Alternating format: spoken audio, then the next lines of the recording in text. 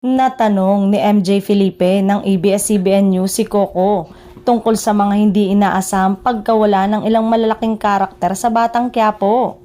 Yun talaga yung flow ng kwento, kumbaga, hinog siya. Gusto ko kahit December o kahit ano yung okasyon, gusto ko din idire-diretso.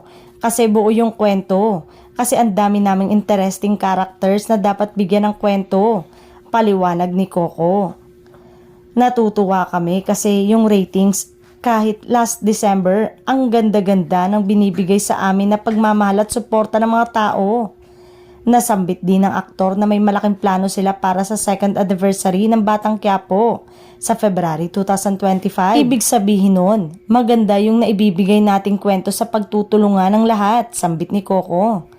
May magpapaalam, may magbubunyag at may papasok. Malalaman natin yan sa mga susunod na araw. Pero syempre, hindi naman umano ito magagawa ni Coco o ng Team BQ kung walang tulong ng ABS-CBN at ibang subsidiaries para sa promo ng programa.